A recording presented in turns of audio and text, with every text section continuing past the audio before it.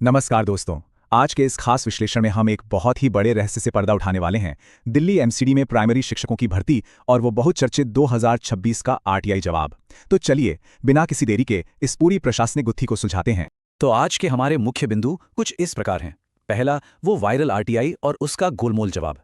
दूसरा, छिपी हुई रिक्तियों का सच। तीसरा, पिछले 8 साल का लंबा इंतजार। चौथा, उम्र सीमा का बढ़ता संकट। पांचवां, पुराने कट ऑफ का डेटा। और आखिर में आगे के लिए सही कदम। भाग 1, वायरल आरटीआई का जवाब, एक प्रशासनिक टालामटोल। देखिए, एमसीडी से पूछा गया सवाल बिल्कुल सीधा था, एकदम पॉइंट ब्लैंक। सवाल था, एमसीडी में प्राइमरी शिक्षकों यानी पीआरटी के कितने पद फिलहाल खाली हैं? बस एक सीधा सा नंबर ही तो मांगा गया था। लेकिन जवाब क्या मिला? बिल्कुल वही जो अक्सर सरकारी महकमों से मिलता है, एक क्लासिक टालमटोल। आधिकारिक जवाब में बस इतना लिख दिया गया कि यह प्लान ब्रांच का मामला है, मतलब कोई डेटा नहीं दिया गया, बस बात को घुमाकर पल्ला झाड़ लिया गया। और बात सिर्फ एक सवाल की नहीं है। कॉन्ट्रैक्ट टीचर्स की संख्या पूछी गई, उसे भी टाल दिया गया। छात्र शिक्षक अनुपात पर बात हुई तो कह दिया कि सब आरटीई नियमों के हिसाब से है। हैरानी की बात तो यह है कि कॉन्ट्रैक्ट टीचर्स का डेटा तो हर साल जुलाई में रिन्यू होता है, वो जानकारी तो बस एक क्लिक दूर होनी चाहिए, फिर भी उसे शेयर नहीं किया गया। भाग 2, छिपी हुई रिक्तियां। चलिए खाली पदों का असली गणित समझते हैं। अब आते हैं सबसे दिलचस्प हिस्से पर। भले ही एमसीडी ने सीधे तौर पर नंबर नहीं बताए, लेकिन उसी आरटीआई के अंदर कुछ ऐसा डेटा था जिसने असलियत खोल दी। पता चला कि हाल ही में 1562 प्राइमरी शिक्षकों को हेडमास्टर बना दिया गया है और 243 शिक्षकों को टीजीटी प्रमोट कर दिया गया है। तो जरा सोचिए, जब कोई प्रमोट होता है तो अपनी पुरानी कुर्सी तो खाली करता है ना। अगर हम बस इन दो नंबरों को जोड़ दें, 1562 और 243, तो सीधा सा गणित हमें 1805 का आंकड़ा देता है।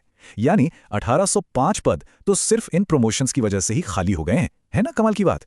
और कहानी यहीं खत्म नहीं होती। इसमें उन शिक्षकों की संख्या भी तो जोड़िए जो पिछले कुछ सालों में रिटायर हुए हैं या जिन्होंने वीआरएस यानी स्वैच्छिक सेवानिवृत्ति ले ली है। तो अगर हम पूरा हिसाब लगाएं तो ये गणितीय रूप से तय है कि खाली पदों की असल संख्या इन 1805 से कहीं कहीं ज्यादा है। भाग 3, 8 साल का लंबा इंतजार, एक पूरी तरह से रुका हुआ सिस्टम। अब जरा इस टाइमलाइन को देखिए। एमसीडी में प्राइमरी शिक्षकों की आखिरी परमानेंट भर्ती साल 2017 और 2018 में आई थी। पोस्ट कोड 16/17 और 1/18 याद है।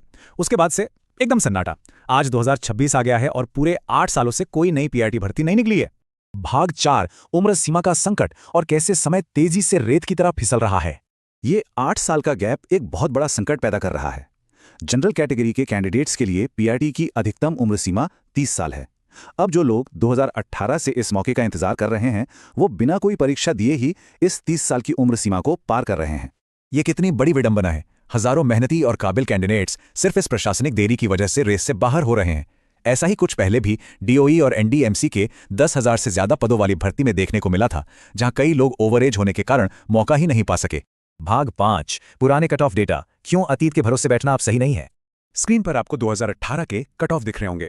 जनरल 123, ओबीसी 108 और इसी तरह बाकी। लेकिन एक बहुत बड़ी चेतावनी है, इस पुराने डेटा को अपना लक्ष्य बिल्कुल मत मानिएगा, क्योंकि सच ये है कि पिछले एक दशक में कंपटीशन का स्तर आसमान छू चुका है। वो जमाना अलग था और आज का जमाना अलग है। अगर आप सोच रहे हैं कि पुराने कट ऑफ के आसपास नंबर लाके 2026 में सिलेक्शन हो जाएगा, तो ऐसा बिल्कुल नहीं होने वाला। आपको इससे कहीं बेहतर तैयारी करनी होगी। भाग 6, आगे के सही कदम। तो अब इस फ्रस्ट्रेशन को एक्शन में कैसे बदलें? इस पूरी स्थिति को देखते हुए हमारा एक्शन प्लान क्या होना चाहिए? सबसे पहले एक ट्विटर या एक्स कैंपेन के जरिए अधिकारियों तक अपनी बात पहुंचाना जरूरी है। दूसरा, स्पेशल एजुकेशन के जो 1450 पद आने वाले हैं उन पर नजर रखें। और सबसे अहम बात, ऑफिशियल विज्ञापन का इंतजार किए बिना आज ही से अपनी बुनियादी तैयारी शुरू कर दें। अपनी तैयारी को तुरंत शुरू करने के लिए आप अवेलेबल स्टडी मटेरियल्स का फायदा उठा सकते हैं। कुछ बहुत ही अच्छे वीओडी कोर्सेज मौजूद हैं, जैसे कि पीआरटी के लिए 999 रुपए का बैच या यूपी टेट के लिए 99 रुपए का बैच। इसके अलावा खास किताबें भी आसानी से उपलब्ध हैं। मकसद सीधा है, जब तक वैकेंसी आए तब तक आपकी नींव एकदम मजबूत होनी चाहिए, ताकि आप दूसरों से आगे रहें। तो हम इस विश्लेषण को एक बहुत ही अहम सवाल के साथ खत्म करते हैं।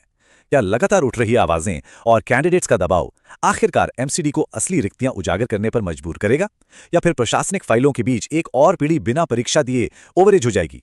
जो भी हो, सबसे बड़ी समझदारी इसी में है कि अपनी पढ़ाई बिना रोके जारी रखी जाए। इस विश्लेषण में हमारे साथ जुड़ने के लिए बहुत